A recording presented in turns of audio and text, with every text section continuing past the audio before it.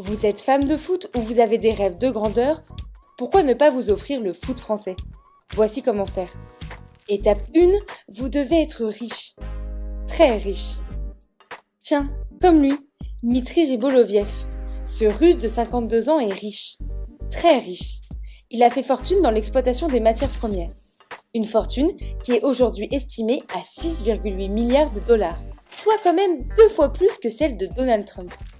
Étape 2, vous devez être propriétaire d'un club de foot de Ligue 1. Celui qu'on surnomme Ribot achète l'AS Monaco en 2011. Seul club de la Ligue 1 qui n'est pas sur le territoire français, il n'est pas soumis à la même fiscalité. À Monaco, on ne paye quasiment pas d'impôts. Passons à l'étape 3. Vous devez séduire les instances de foot. Ribot excelle dans ce domaine. 2013, Monaco multiplie les achats de stars.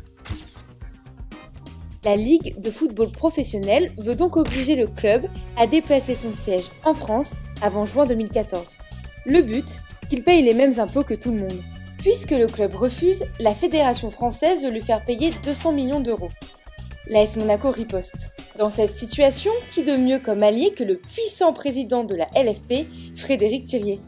L'AS Monaco décide d'employer, pour un autre litige, un cabinet d'avocats dont l'un des associés est justement un certain Frédéric Thirier.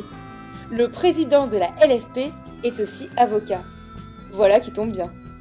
Interrogé par Mediapart, Thirier affirme qu'il ignorait le lien entre l'ASM et son cabinet.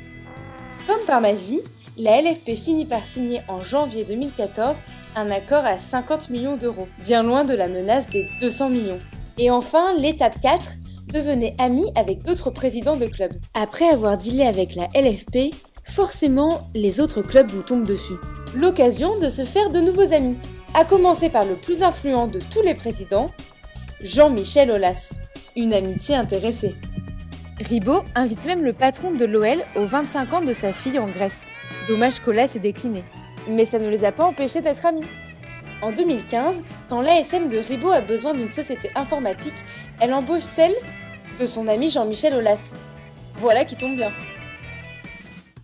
Toujours très généreux, Monaco n'oublie pas de venir en aide à ses concurrents. Par exemple, Jean-Raymond Legrand, patron de Valenciennes à l'époque, bénéficie de coups de pouce financiers de l'ASM. Legrand devient le premier des supporters monégasques. Je sais que je peux te faire confiance, et je ne peux le faire qu'à toi dans le foot. Tu sais que je ne lâcherai rien pour Monaco. Comme Ribot, appliquez la méthode avec d'autres présidents de Ligue 1 et hop, le tour est joué. Aujourd'hui, plus personne ne demande à l'ASM de payer des impôts en France. Vous voyez, ce n'était pas si compliqué de s'offrir le football français. Tout Football X, c'est seulement sur Mediapart.